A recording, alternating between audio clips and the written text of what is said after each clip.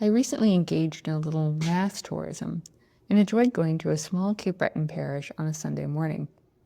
This parish, unlike my own, prays Pope Francis's Jubilee prayer at the beginning of the celebration.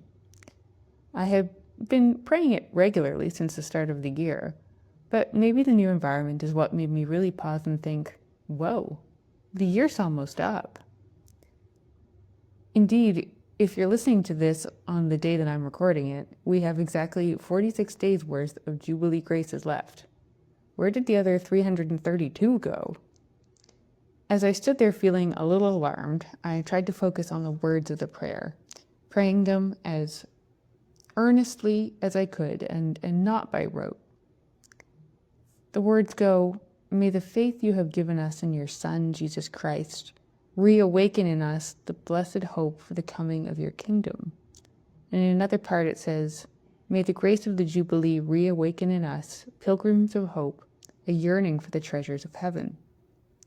And in that moment, I realized that I just might have the perfect patron saint for the next 46 days. Saint Dismas, also known as the Good Thief.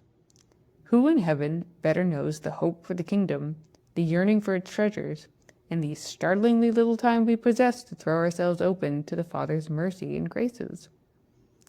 I think sometimes the good thief gets subtly maligned by our "you gotta work for your rewards" culture. He's just the quote-unquote thief who stole heaven, whose last-minute conversion earned him a place among the saints. He's kind of the poster boy for those who think they can indulge in vices until the 11th hour and then repent on their deathbed. I'm seeing something very different, though. A man who didn't know what life, capital L life, was until he met it. On the cross, Jesus had all life, all capital L life, human and divine, billowing out of him. Dismas knew he wanted that life. He yearned for it, to use the word from the Jubilee prayer, the moment he encountered it.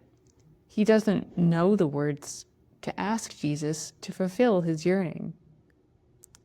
St. Ambrose said, he asked the Lord to remember him when he came into his kingdom.